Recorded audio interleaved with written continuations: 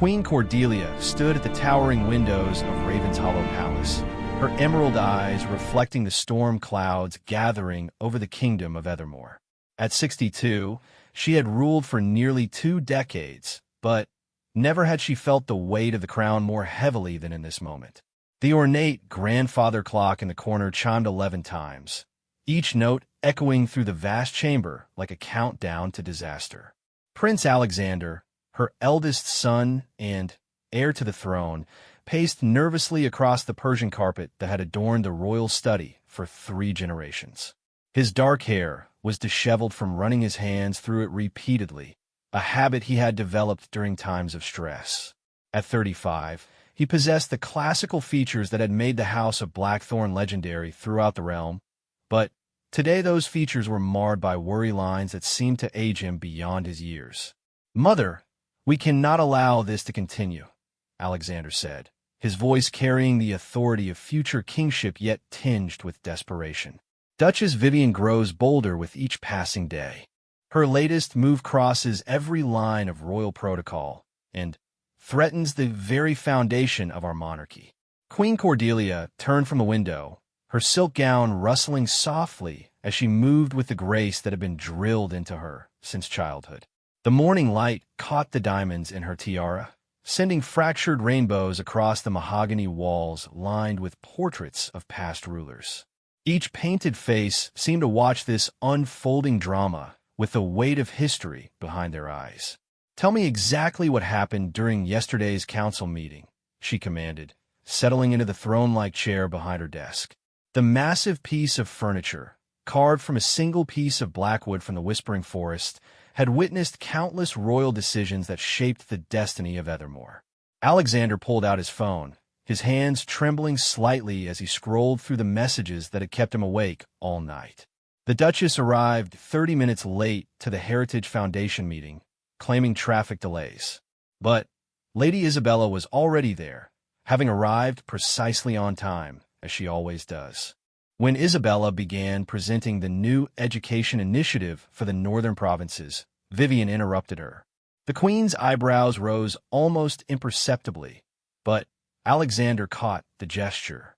In the royal family, interrupting another member during an official presentation was considered one of the gravest breaches of etiquette. It was an act that could only be interpreted as deliberate disrespect or, worse, an open challenge to authority. She didn't just interrupt, Alexander continued, his voice growing harder. She contradicted Isabella's research in front of the entire board, claiming that her own sources had provided different information about the literacy rates in North Haven Province. Then, she produced a folder of documents that she claimed proved Isabella's data was outdated and potentially misleading. Queen Cordelia leaned forward, her fingers interlacing on the polished surface of her desk. The gesture was subtle, but those who knew her well would recognize it as a sign that her legendary composure was beginning to crack. What was Lady Isabella's response? "That's what makes this so calculated, Mother." Isabella handled it with perfect grace, as she always does. She thanked Vivian for bringing additional information to light and suggested they review all data sources together after the meeting. She never raised her voice or showed any sign of being rattled. But everyone in that room understood what had really happened. The Queen stood abruptly, her movement sharp enough to startle the 2 corgis sleeping by the fireplace. Rex and Duchess, named after her favorite historical monarchs, opened their eyes sleepily before settling back into their comfortable positions on the hand-woven cushions. Vivian publicly humiliated the future princess of Ethermore, Queen Cordelia said, her voice carrying the chill of a winter morning in the crystalline mountains. She questioned Isabella's competence in front of charity leaders, government officials, and members of the press. "This wasn't a simple disagreement about statistics, Alexander. This was a calculated assault on your wife's credibility and, by extension, on the authority of the crown itself." Alexander nodded grimly. "The worst part is that Vivian's information was incorrect. Isabella's team verified their data with 3 independent sources, including the Royal Statistical Office. But by the time we could prove that, the damage was done. The morning papers are already running stories about conflicting information from royal sources and questioning the preparation level of future royal initiatives. The Queen walked to the massive bookshelf that covered the entire eastern wall of the study. Her fingers traced the leather spines of volumes that chronicled centuries of royal history, searching for wisdom from ancestors who had faced their own palace intrigue and family betrayals. She paused at a thick tome bound in midnight blue leather, the recorded decisions of Queen Morgana the Wise, who had ruled during the kingdom's most tumultuous period 300 years ago. "Your stepmother has been testing boundaries for months," Queen Cordelia said without turning around. The incident at the Rose Garden Gala, where she wore the same designer as Isabella. The surprise announcement of her patronage of the Children's Hospital Foundation just 3 days before Isabella was scheduled to make the same announcement. The interview with Ethermore today, where she discussed bringing fresh perspectives to traditional royal duties. Each item in the Queen's list hit Alexander like a physical blow. He had tried to convince himself that these incidents were coincidences, that Vivian was simply enthusiastic about her royal duties. But when laid out in sequence, the pattern became undeniable. She's been building toward this moment systematically, he realized, sinking into the leather armchair across from his mother's desk.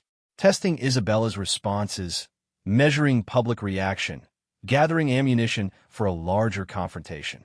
Queen Cordelia finally turned, and Alexander was struck by how much older she looked than she had just an hour ago. The weight of protecting the monarchy from internal threats was aging her in real time, and he felt a surge of guilt for bringing this burden to her door. "Vivian knows exactly what she's doing," the Queen continued. "She married your father when you were already engaged to Isabella. She understood that her path to influence would always run through or around Isabella's position as future queen. What she's doing now is trying to establish herself as an alternative voice of royal authority." The implications of this statement hung in the air like smoke from the dying fire. If Vivian succeeded in undermining Isabella's credibility, she would effectively position herself as the more reliable and competent royal family member.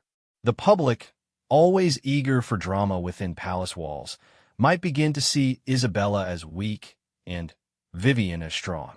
Alexander's phone buzzed with an incoming message. His face paled as he read the notification from his private secretary. "Mother, the palace press office has received 17 interview requests in the past hour. Every major news outlet in the kingdom wants a statement about yesterday's incident. They're calling it Royal Foundation friction and speculating about deeper conflicts within the family." Queen Cordelia closed her eyes for a moment, drawing on reserves of strength built up over decades of managing royal crises. When she opened them again, they blazed with the fire that had made her one of the most respected monarchs in Ethermore's history. "Schedule an emergency family meeting for this evening," she commanded. "I want you, Isabella, your father, and Vivian in the blue drawing room at 8 o'clock sharp. No advisors, no staff, no recording devices. Just family." Alexander felt his stomach clench with anxiety. Family meetings in the blue drawing room were reserved for the most serious crises facing the monarchy. The last one had been held when news broke about his uncle's gambling debts threatening to scandalize the crown 5 years ago. "What do you plan to say to them?" he asked. Queen Cordelia walked to the safe hidden behind the portrait of King Edmund the Bold, her fingers working the combination that only she and the royal treasurer knew. From within, she withdrew a sealed envelope bearing the royal coat of arms embossed in gold wax. "Vivian has forgotten that she married into this family, but she did not inherit the right to destabilize it," she said, her voice carrying the authority of absolute monarchy. "Tonight, she will be reminded of exactly what her position is within the royal hierarchy, and what the consequences will be if she continues on this destructive path." Alexander watched his mother's transformation with a mixture of admiration and concern. This was Queen Cordelia in her element, the monarch who had guided Ethermore through economic recession, natural disasters, and political upheaval. But he also knew that family conflicts were often more complex and dangerous than external threats. And if she refuses to back down, he asked quietly. The queen's smile was sharp as a blade and twice as dangerous. Then, Duchess Vivian will learn why the House of Blackthorn has ruled Ethermore for 7 centuries, and why challenges to royal authority have never ended well for those foolish enough to attempt them.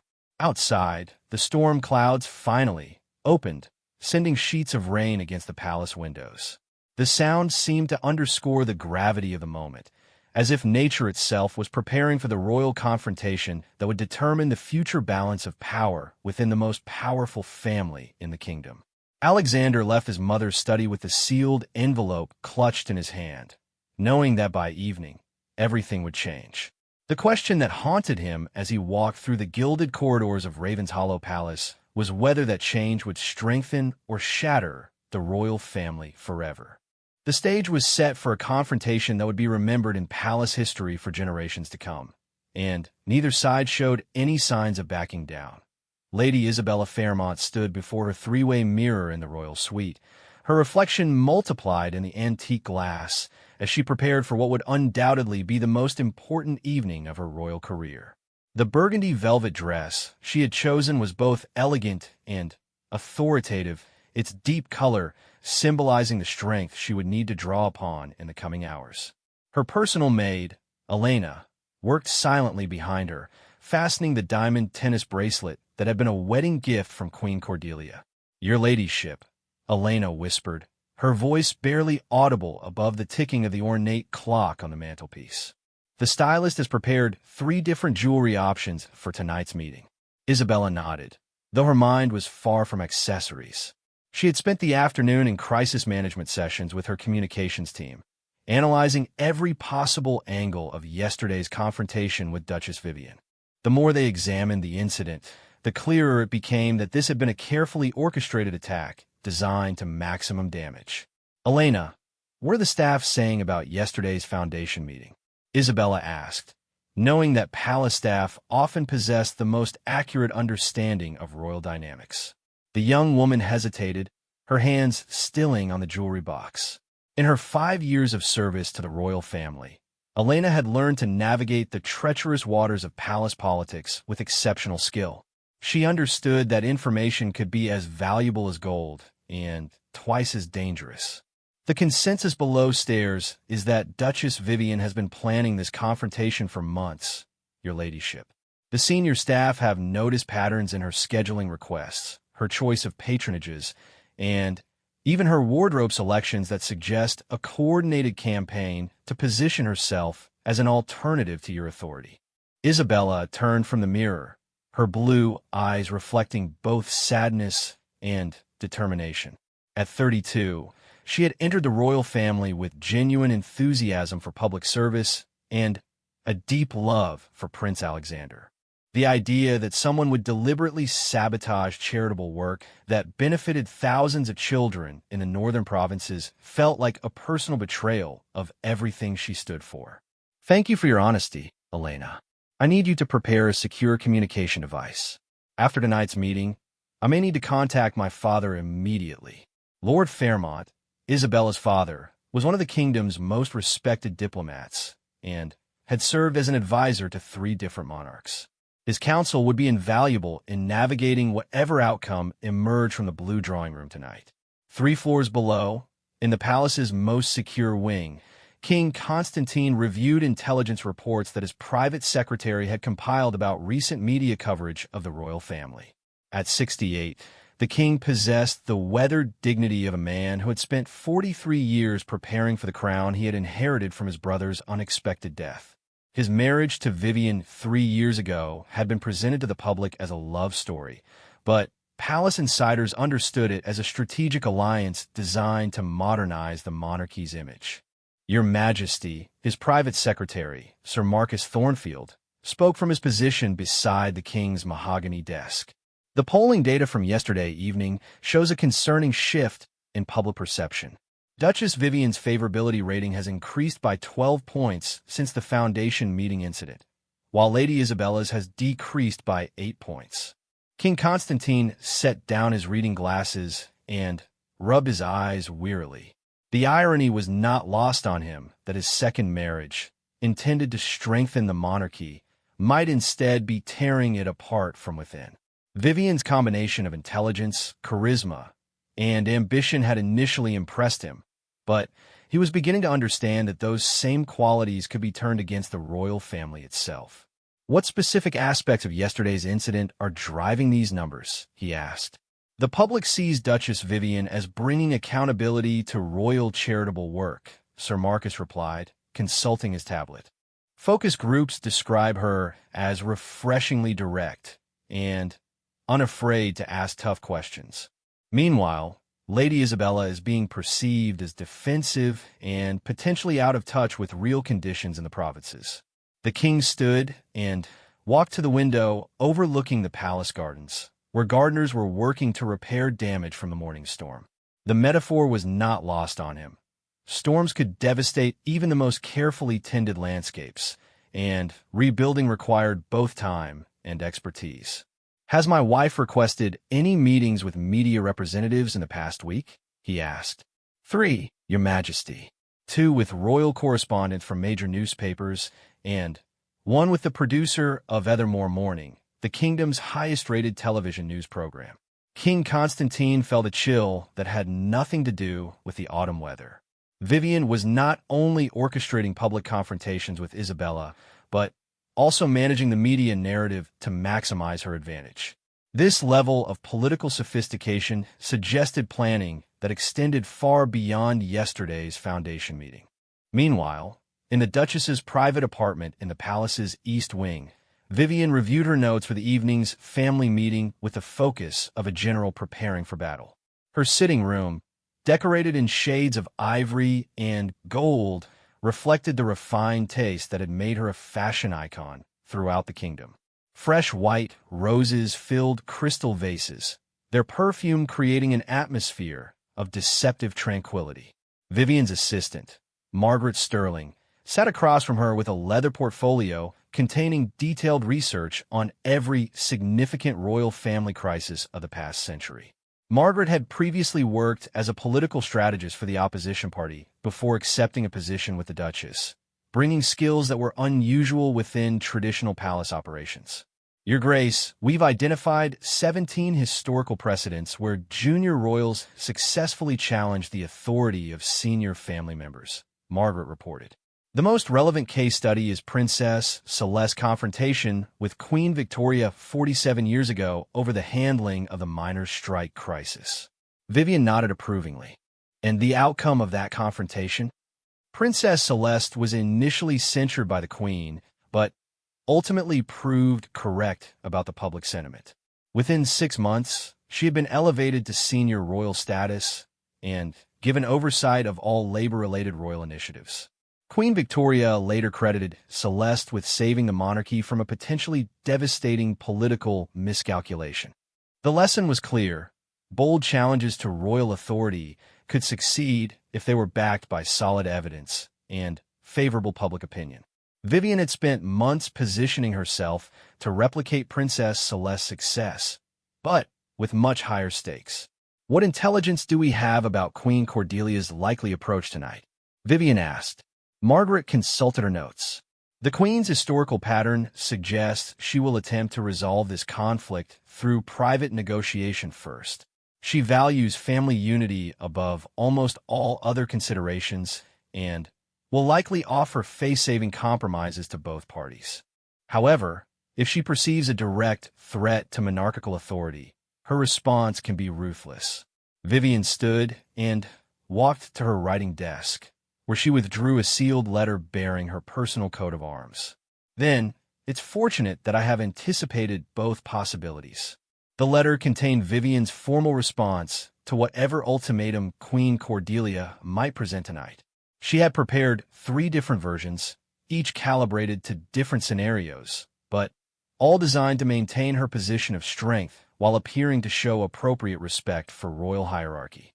At 6 o'clock, Prince Alexander met with his communications team in the castle's secure briefing room. The walls were lined with monitors displaying real-time social media sentiment analysis, newspaper headline previews for tomorrow's editions, and international press coverage of the developing royal crisis. The technological sophistication represented the modern challenges facing ancient monarchical institutions.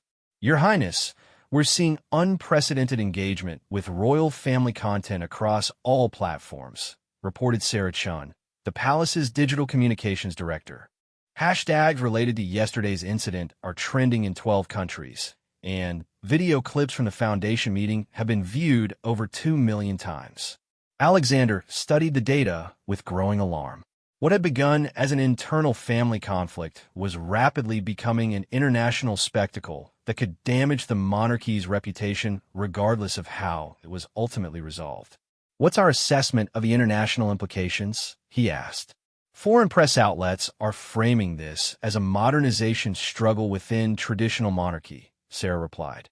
Publications in Republican countries are using this as evidence that hereditary systems are inherently unstable and prone to internal conflict. The broader implications struck Alexander forcefully. This wasn't just about family dynamics or even palace politics. The global media was interpreting Vivian's challenge as symptomatic of deeper problems with monarchical government itself. Every decision made in tonight's meeting would reverberate far beyond Ethermore's borders. As the clock approached 7:30, the four principal players in this royal drama made their final preparations for a confrontation that would reshape the balance of power within the House of Blackthorn. Queen Cordelia reviewed constitutional precedents for managing internal royal conflicts. King Constantine struggled with his divided loyalties between wife and crown. Prince Alexander prepared to defend both his marriage and his future throne, and Duchess Vivian sharpened her strategies for consolidating the gains she had already made. The Blue Drawing Room, with its hand-painted murals depicting scenes from Ethermore's glorious military victories, would soon witness a battle that would determine whether the kingdom's royal family emerged stronger or fractured beyond repair. The stakes could not have been higher, and none of the participants showed any inclination toward compromise. The final act of this royal drama was about to begin. The Blue Drawing Room at Ravenshollow Palace had witnessed countless moments of historical significance, but never had its ornate walls contained such electric tension as they did at 8 o'clock that evening. The room's signature azure silk wallpaper, hand-painted with scenes of mythical griffins and ancient heraldic symbols, seemed to pulse with anticipation as four members of the royal family took their positions around a mahogany conference table that had been specially placed in the center of the space. Queen Cordelia entered first, her presence commanding immediate respect as she moved with the fluid grace that had been refined over 2 decades of royal duties. She wore a midnight blue gown that matched the room's decor, but more importantly, she wore the Ethermore crown jewel's most significant piece, the Sapphire of Truth, a legendary stone that tradition claimed would reveal deception in its presence. The symbolism was unmistakable to everyone in the room. King Constantine followed, his face bearing the strain of a man caught between impossible loyalties. His formal military dress uniform, complete with ceremonial sword, emphasized his role as both sovereign and head of the family. The decorations across his chest represented 43 years of service to the crown, but tonight those achievements felt overshadowed by his failure to prevent this crisis. Prince Alexander and Lady Isabella entered together, presenting a united front that spoke volumes about their approach to the evening's confrontation. Isabella wore the pearl necklace that had belonged to 3 generations of future queens, while Alexander bore the prince's seal of authority, a golden medallion that symbolized his position as heir to the throne. Duchess Vivian arrived precisely 1 minute after the designated time, a calculated gesture that demonstrated her confidence while technically maintaining proper protocol. Her choice of attire was masterful, a sophisticated charcoal gray dress that conveyed both respect and authority, accessorized with the diamond brooch that King Constantine had given her on their wedding day. Every detail of her appearance had been designed to reinforce her legitimacy as a member of the royal family. "Please, everyone be seated," Queen Cordelia commanded, her voice carrying the weight of absolute authority. The arrangement around the table was significant. the Queen at the head, King Constantine to her right, Prince Alexander, and Lady Isabella across from Duchess Vivian, creating a visual representation of the battle lines that had been drawn. The silence that followed was deafening, broken only by the steady ticking of the room's antique grandfather clock and the distant sound of rain against the tall windows. Each person at the table understood that the words spoken in the next hour would determine not only their personal relationships, but the future stability of the monarchy itself. "We are here," Queen Cordelia began, "to address a situation that threatens the fundamental integrity of the royal family and, by extension, the institution we have sworn to protect. Yesterday's events at the Heritage Foundation meeting cannot be dismissed as a simple misunderstanding or a minor breach of protocol." Duchess Vivian shifted slightly in her chair, her emerald eyes meeting the Queen's gaze directly. "Your Majesty, if I may respectfully disagree, yesterday's meeting highlighted important questions about the accuracy and reliability of information being presented in the name of the Crown. Surely ensuring the truth should take precedence over maintaining comfortable illusions." The audacity of this response sent shock waves around the table. Lady Isabella felt her heart rate accelerate as she witnessed Vivian not only defend her actions, but frame them as virtuous service to the monarchy. Prince Alexander's hands clenched involuntarily beneath the table, while King Constantine closed his eyes briefly as if hoping this moment might pass without lasting damage. "Duchess Vivian," Queen Cordelia continued, her voice dropping to a tone that every person who had worked with her recognized as dangerous. "You seem to misunderstand the fundamental nature of yesterday's incident. This was not about ensuring accuracy. This was about deliberately undermining the authority and credibility of the future Queen of Ethermore in a public forum designed to embarrass and humiliate her." "Mother," Prince Alexander interjected, his voice carefully controlled, "perhaps we should review exactly what happened yesterday so that everyone understands the specific concerns." He withdrew a tablet from his briefcase and placed it on the table. "I have here the complete transcript of yesterday's Heritage Foundation meeting, prepared by the Royal Stenographic Office. The record shows that Lady Isabella's presentation included data verified by 3 independent sources, including the Royal Statistical Bureau, the Northern Provincial Education Authority, and the International Literacy Foundation." Isabella spoke for the first time since entering the room, her voice steady despite the emotional weight of the moment. The information that Duchess Vivian challenged as potentially misleading was, in fact, the most current and accurate data available. Her alternative sources, which she claimed proved my research was outdated, were actually based on statistics that were 18 months old and have been superseded by more recent surveys. Duchess Vivian's expression remained composed, but those who knew her well would have noticed the slight tightening around her eyes that indicated her recognition that this conversation was not proceeding as she had anticipated. "I was not challenging Lady Isabella's dedication or competence," Vivian replied carefully. "I was raising legitimate questions about conflicting information that had been brought to my attention by concerned citizens in the northern provinces. If my sources were incorrect, then I apologize for any confusion caused." King Constantine finally spoke, his voice heavy with the weight of his impossible position. "Vivian, the issue is not whether your intentions were good, but whether your methods were appropriate for someone in your position within the royal family. Public contradictions of senior royals during official functions violate centuries of established protocol." "With respect, Your Majesty," Vivian responded, "perhaps it is time to examine whether centuries-old protocols serve the modern monarchy effectively. The public deserves royal institutions that prioritize truth and accountability over rigid adherence to outdated traditions." The room fell silent as the full implications of this statement sank in. Duchess Vivian had not merely challenged Lady Isabella's authority.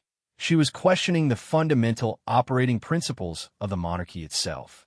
This was revolutionary thinking that struck at the heart of everything the House of Blackthorn represented. Queen Cordelia stood slowly, her movement deliberate and filled with the authority of 7 centuries of royal tradition. "Duchess Vivian, You have now made it clear that your actions yesterday were not an isolated incident or a moment of poor judgment. You are advocating for a systematic reformation of royal protocol based on your personal beliefs about what the monarchy should become. I am advocating for a royal family that serves the people of Ethermore rather than simply preserving its own traditions, Vivian replied, also standing.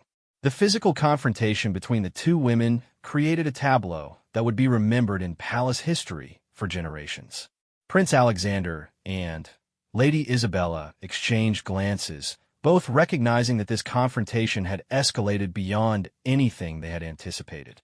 What had begun as a dispute about charitable foundation procedures had become a fundamental ideological battle about the nature of monarchy itself. "Your Grace," Isabella said, her voice cutting through the tension with surprising authority. "You speak of serving the people of Ethermore, but yesterday's actions served no one except your own ambitions. The children who will benefit from the Northern Province's education initiative were not helped by your public challenge to verify data. The charitable organizations that depend on royal patronage were not strengthened by your undermining of established procedures." Duchess Vivian turned her attention to Isabella with the focus of a predator identifying its primary threat. "Lady Isabella, with all due respect to your position as future queen, perhaps the question we should be asking is whether the current approach to royal duties adequately serves our people's needs. The feedback I have received from citizens throughout the kingdom suggests there is significant appetite for more direct, less ceremonial royal engagement." The implications of this statement were staggering. Vivian was claiming to have independent sources of information about public opinion that contradicted the official palace assessments.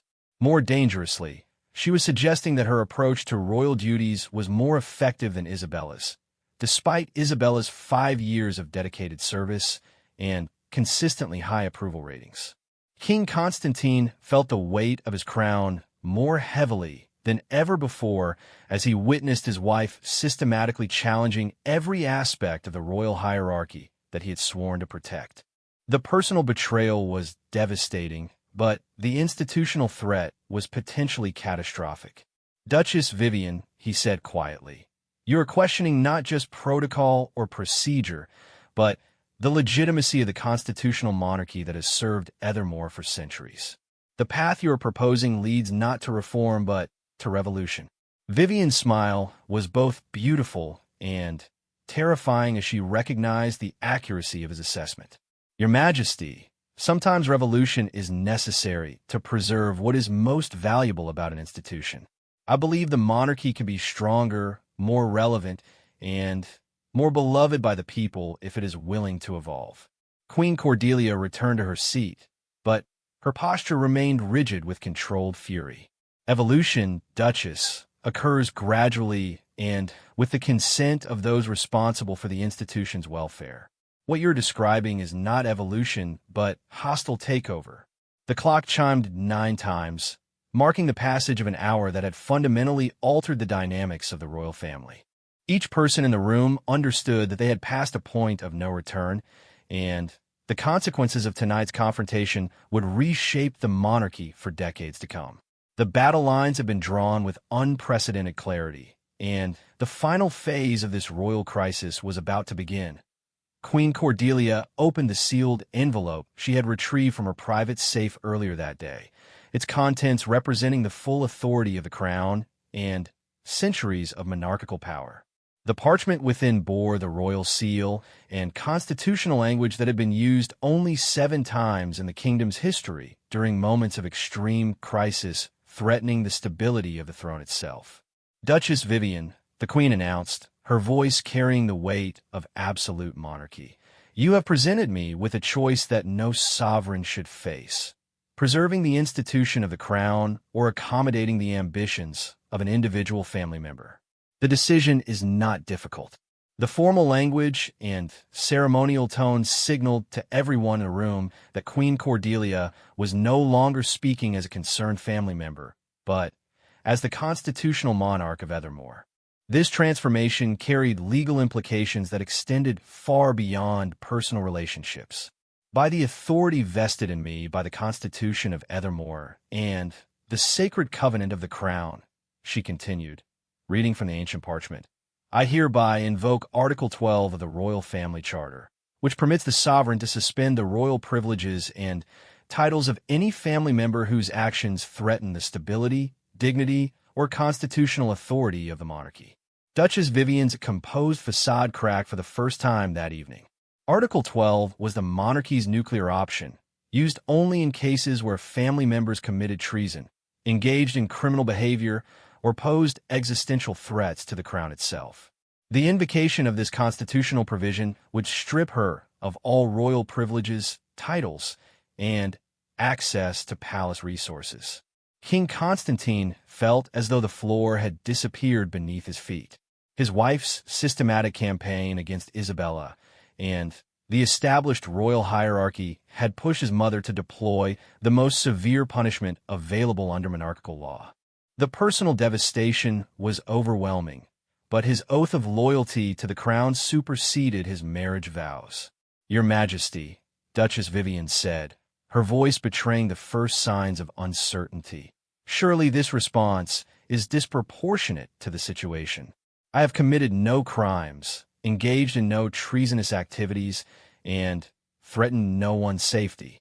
My only actions have been to ask questions and seek accountability within royal charitable organizations.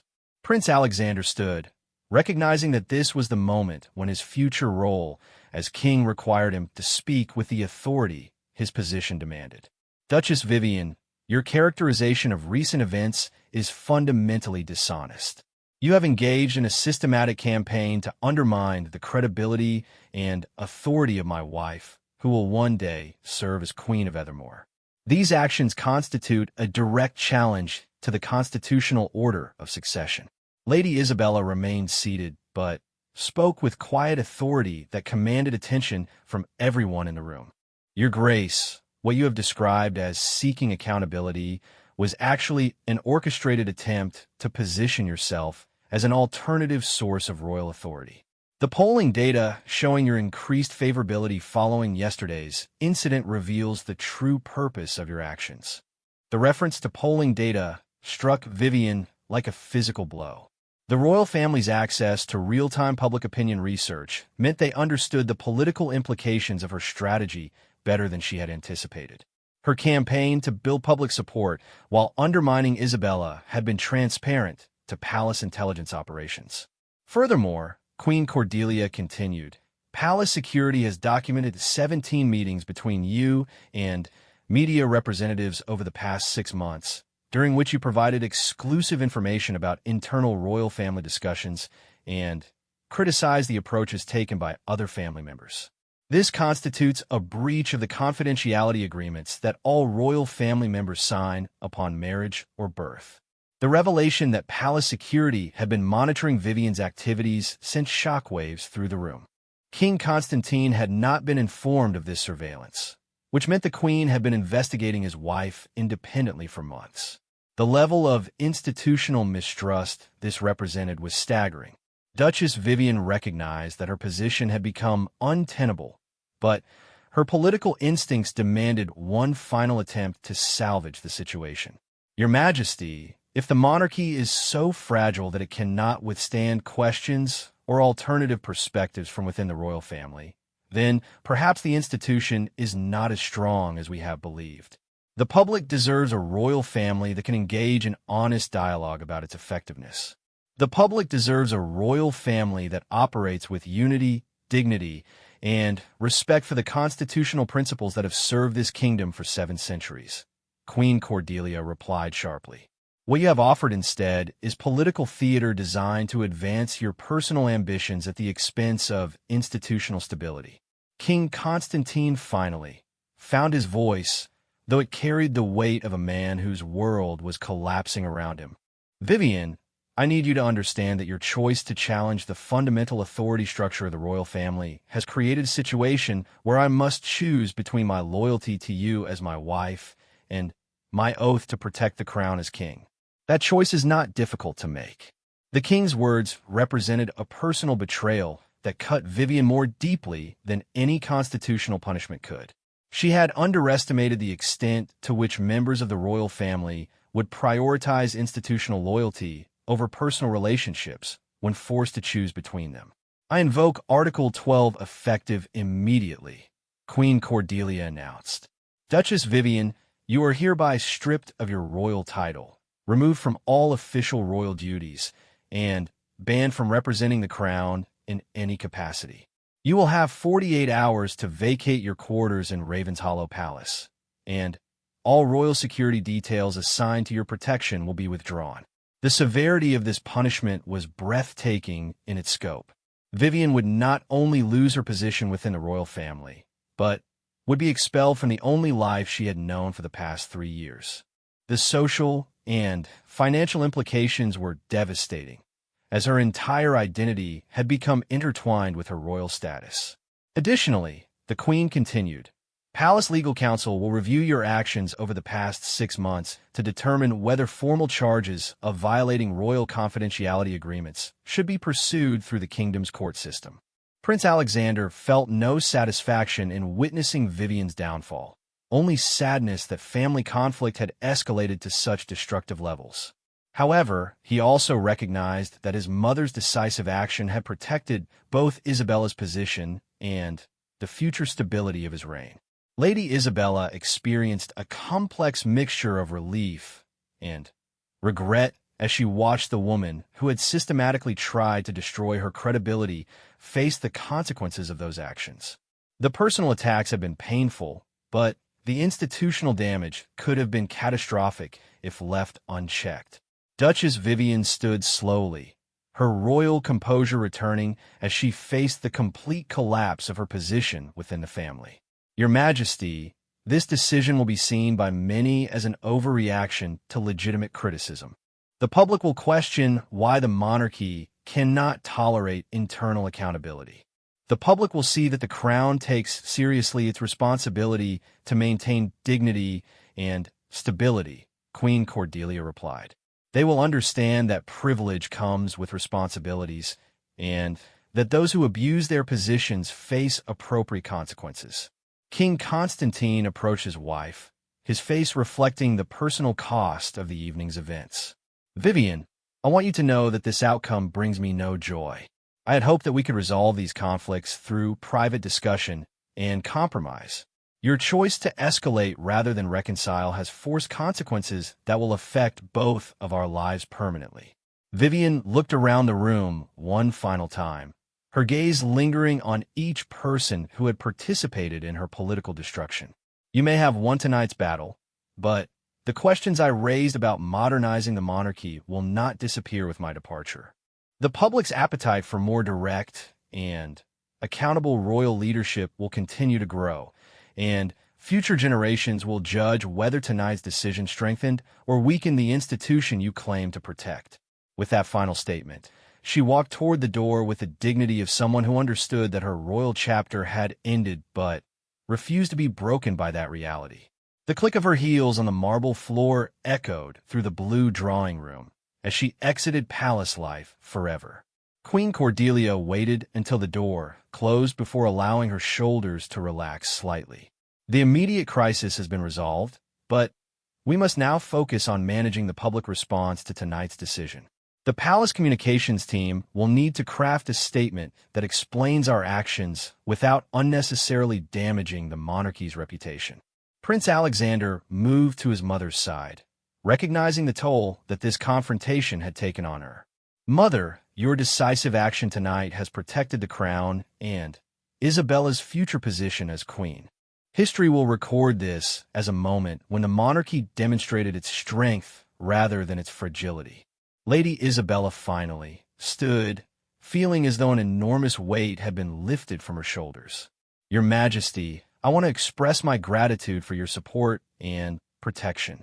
I also want to assure you that I will work harder than ever to prove worthy of the trust you have placed in me." King Constantine remained in his chair, staring at the door through which his wife had departed.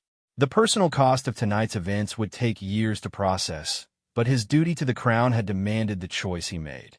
The monarchy would survive this crisis, but the scars would remain for the rest of his life. As the royal family members gradually departed the blue drawing room, each carrying the weight of decisions that would reshape their futures, the ancient palace settled into an uneasy quiet.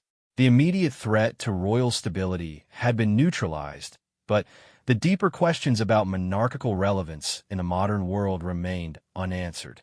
The House of Blackthorn had survived another crisis, demonstrating once again the resilience that had kept them in power for 7 centuries. However, they also understood that future challenges would require the same combination of decisive action and institutional loyalty that had carried them through this dark night.